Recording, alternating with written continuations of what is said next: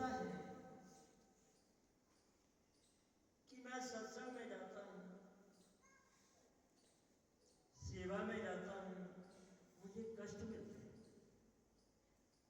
संत कहते हैं कि पापों का अंत होता है, दुखों का अंत होता है, रोगों का अंत होता है, सभी समस्याओं का अंत हो जाता है, सब चिंताएं मिट जाती हैं, सारे विघ्न हट जाते हैं,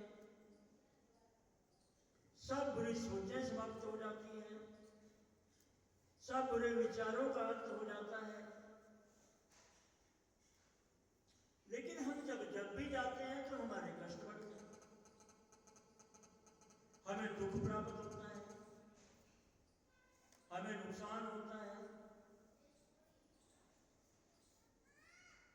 हमारे अंदर नकारात्मक सोच आती है।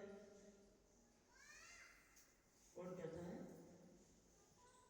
जो संतों के संत संत इसके विपरीत है। भक्तों की वाणी संतों की वाणी से मेल नहीं खा रही, बिल्कुल विपरीत। संत कहते हैं सत्संग में आने से करोड़ों पाप खत्म हो जाते हैं, सब कुछ पापों का चिंता का समस्याओं का अंत हो जाता है। भक्त ये कह रहा है, भक्त का ये विचार है कि मैं जब जब जाता हूं मेरी मुसीबतें बढ़ती हैं, मुझे चिंताएं बढ़ने लगती हैं, मेरे व्यापार में नुकसान होने लगता है, मेरी गृहस्थी में कलह होने लगता है, शरीर में रोग लग जाता है, चोट लग जाती है। देखो कितना फर्क है संतों की वाणी में और एक सत्संगी भक्त की वाणी कि भक्त का विचार क्या है और संत मत क्या बोल रहा है, संत क्या बोल रहे हैं, गुरु क्या कह रहा है और शिष्य क्या बोल रहा है।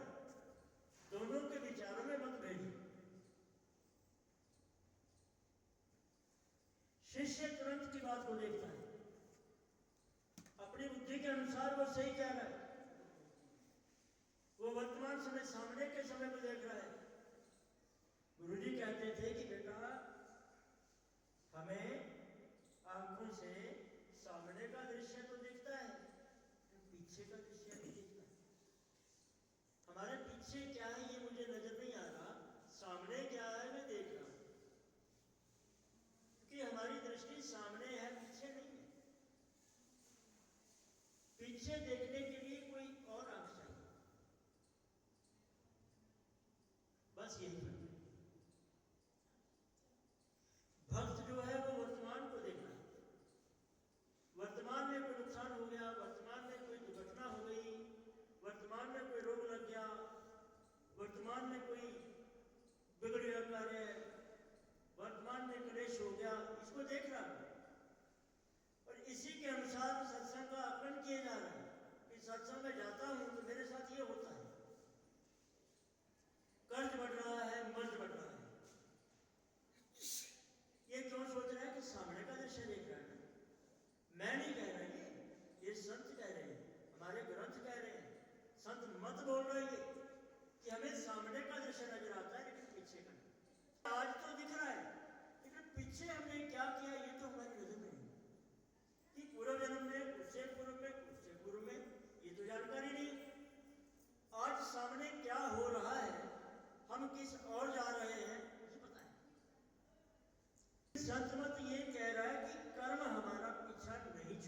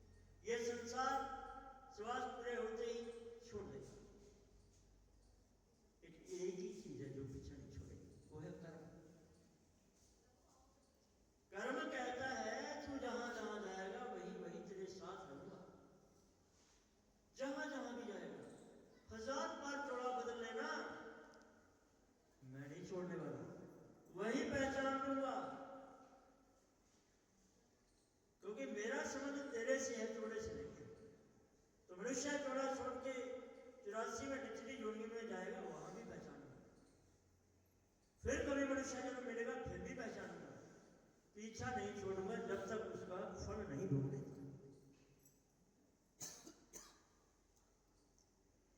लेकिन भक्त वर्तमान को देखता है, बीते हुए समय को, पूर्व जन्म के किए गए कर्म तो उसे याद ही नहीं। वो आज कहता है कि मैंने कोई ऐसा कर्म नहीं किया,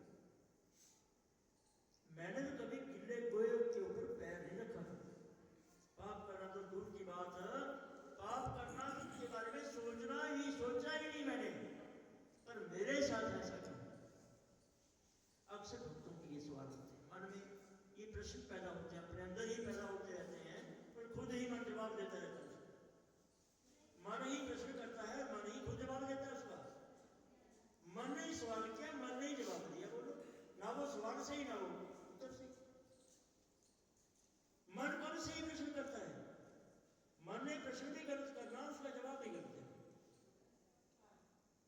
और भक्त जो है उसको सही मान के बैठ जाता है। हर चीज का बेटा कोई सिस्टम होता है।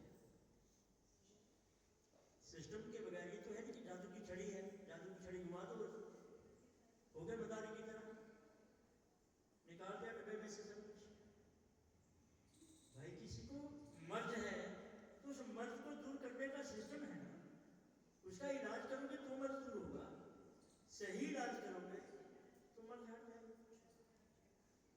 हम कहें कि कोई जादू की छड़ी हो हमारी मर्ज हट जाए, नहीं हटने, सिस्टम है। और हमारा कर्ज है, कर्ज का भी सिस्टम है। ऐसी जादुई छड़ी नहीं कोई कि जादुई छड़ी घुमा दोगे तुम्हारा कर्ज उतर जाएगा, नहीं उतरेगा। उसके लिए व्यवस्था करनी होगी, सिस्टम है, प्रावधान है। हमें कहीं ना कहीं से पैसे का प्रावधान करना होगा, चाहे हम जायदाद बेच के करें, मजदूरी करके करें, व्यापार करके करें, कोई 2 नंबर का धंधा करके करें, पैसे का प्रावधान हमें करना पड़ेगा। और जादू कि जादुई छड़ी तो नहीं कोई कि जादुई छड़ी घुमा दो तो कर्ज उतर जाएगा, और छड़ी घुमा दो तो मर्ज हट जाएगी। दर्द हो रहा है शरीर में तो मेडिसिन लोगे, कोई दवा लोगे तो दर्द हट जाएगा। ऐसा तो नहीं कि जादू छड़ी घुमा दो दर्द हट जाएगा। हर चीज का सिस्टम है ना। इसी प्रकार कर्म से छुटकारा पाने का भी सिस्टम है। ये नहीं हो सकता कि आपके बहुत पाप कर्म है और अब सत्संग में आते हो जादुई छड़ी तुम्हारे पाप कर्म कर जाएंगे, नहीं, उसका सिस्टम है, विधान है, प्रावधान है। परमात्मा की सृष्टि का विधान है और उसी विधान में उसने प्रावधान भी किया कि इस प्रकार से। लेकिन मनमुखी आदमी क्या करता है? सुनो, 2 मित्र थे, एक चोरी करने वाला और एक सत्संगी आपकी तरह गुरु के पास जाने वाला, गुरु के सत्संग में जाने वाला। तो सत्संगी उसको कहता था चले यार सत्संग में, हमारे गुरु जी का सत्संग है। मैं नहीं जाता, मैं तो चोरी करूंगा, चोर हूं, मैं क्यों जाऊंगा सत्संग? तू भी ना जा मेरे साथ, चल, सत्संग में क्या मिलता है? मेरे साथ चल, चोरी करेंगे, पैसा आधा तेरा आधा मेरा, और सत्संग में जाएगा तो वहां से लाएगा क्या, तुझे मिलेगा क्या, ये तो बता। कौन कह रहा है? मनमुखी चोर, जो मनमुखी है, जो जानता नहीं गुरु की महिमा क्या है, जिसको पता नहीं गुरु की महिमा क्या है, वो कहता है सलाह किसको दे रहा है? गुरुमुख वाले, गुरु वाले को, जो सत्संग में जा रहा है, सत्संगी है, उसको राय देता है कि सत्संग में जाने से क्या मिलेगा यार, मेरे साथ चल चोरी करने। तो नहीं, मैं तो चोरी करने नहीं जाता, मैं तो जाऊंगा अपने सत्संग में, तू चोरी करने से मेरे करेगा। दोनों घर से रवाना हो गए। घर से जब रवाना हो गए, थोड़ी दूर चले, चलते चलते पैर की ठोकर लगी, और जो चोर था पैर की ठोकर लगी तो उसे एक अशर्फी सोने की निकली, वहां से जमीन से सोने की अशर्फी उठाई, वहां देखा नीचे क्या है। नीचे क्या देखता है कि जमीन के अंदर एक बर्तन गड़ा हुआ है, एक घड़ा गड़ा हुआ है। उसने जब उस घड़े को निकाला तो उसमें कोयले थे, एक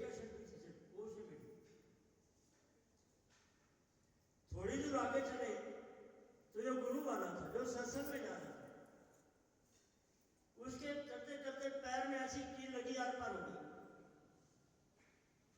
खून बहने लगा। तो जो मनमुखी था वो कहता ले लिया स्वाद, आ गया नजारा सत्संग में जाने का। देख मैं चोरी करता हूँ, मुझे सोने की शर्फी मिली है। आज तू बड़ा गुरु वाला बना हुआ है, तेरे पैर पार पर कील बग्गी, तेरे खून चल रहा है, दर्द हो रहा है तेरे को, लंगड़ा के चलता। मैंने कहा था ना, अरे क्या पढ़ा सत्संग में, क्या पढ़ा सत्संग में, मेरे साथ चोरी करने चला। उसने कोई बात नहीं। उस सत्संगी ने कील निकाली, पैर सिर पट्टी बांध के लगड़ाता हुआ चला गया। चोर अपनी चोरी को चला गया और सत्संगी अपने गुरु के पास सत्संग में पहुंच गया। लगड़ाता सत्संग सुना, गुरु के दर्शन किए, बड़ी खुशी हुई। संगत चली गई, अपने गुरु के पास चला गया, रोने लगा। कहता गुरु जी देखो मैं आपके पास सत्संग में आया हूँ, मेरे पैर में से कील लगे, आर पार हो गई है, मेरा पैर सूज गया है, चला नहीं जाता, बड़ा मुश्किल से है। और मेरा साथी जो चोरी करता है उसे छोड़ने की ऐसे, ये क्या बात है? आप कहते हो सत्संग में आने से पाप कट जाते हैं, तो मेरे तो कील आर पार हो गई। वो चोरी करने वाला व्यक्ति, उसको सोने की शक्ति मिली, क्या बात? कहता बेटा सुन मेरी बात, ऐसे तू नहीं मानेगा। जहां तुझे अशर्फी मिली और उसे अशर्फी मिली और तेरे पैर में कील लगी, चल वहां मौका देखते हैं, तेरे को मौका दिखाता हूं, वहां देखते हैं क्या है। क्योंकि भक्त जब सत्संग में आता है उसे दिक्कतें आती हैं, अड़चने आती हैं, तकलीफ होती है, कोई दुर्घटना होती है, तो बड़ा विचलित होता है, बड़ा बेचैन हो जाता है, बड़ा दुख मनाता है कि देखो मैं तो अपने गुरु के पास सत्संग में जा रहा था, मेरे साथ ऐसा क्यों हो गया। अब वो क्या जाने कि प्रभु की क्या माया है, कैसे उस पाप को खत्म करना है। वो गुरुमुख शिष्य और उनका गुरु संत दोनों ही उस स्थान पर पहुंच गए जहां पर उसको शक्ति मिली और उसके पैर में कील लगकर आर पार। कहता बेटा कहाँ शक्ति मिली उसको? कहते गुरु जी इस जगह। कहता खोद इस जगह, खोदो। उस जगह को जब खोदा गया तो नीचे मैंने कहा मटका का निकालो बाहर को। जब बाहर निकाला उसमें देखा तो उसमें कोयले ही कोयले थे। तो कहता तेरे पैर में जहां कील लगी वो जगह दिखा, इस जगह को उखाड़ो। उस जगह को जब उखाड़ा तो वहां सूली, जिसके ऊपर सूली चढ़ाया जाता है, सजा सूली की सजा देते हैं राजा लोग, इसको सूली पे चढ़ा दो मरने की, तो वो वहां सूली। कहता बेटा अगर तू सत्संगी ना होता, सत्संग में ना जाता होता, तो इस सूली पर तुझे टांगना तेरा ऐसा अपराध है पूरे जन्म का।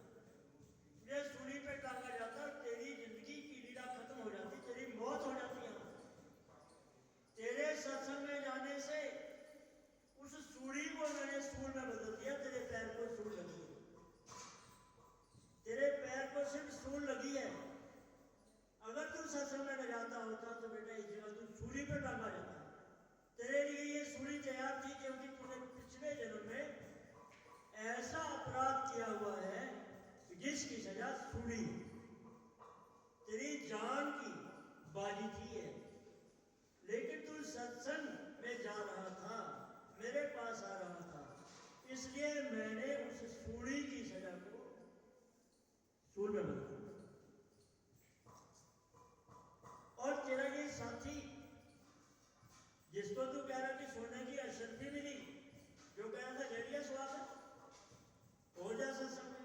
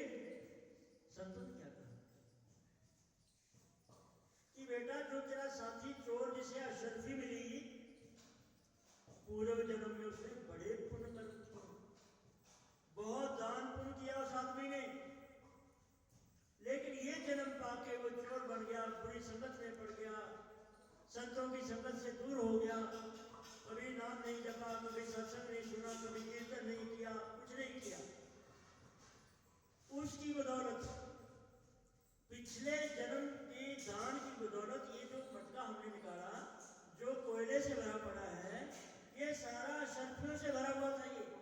ये पूरे का पूरा मटका उस व्यक्ति को मिलना था जिसने पूर्व जन्म में बहुत कर्म किए थे। यदि वो इस जन्म में भी सत्संग करता तो उसे ये अशर्फियों का भरा हुआ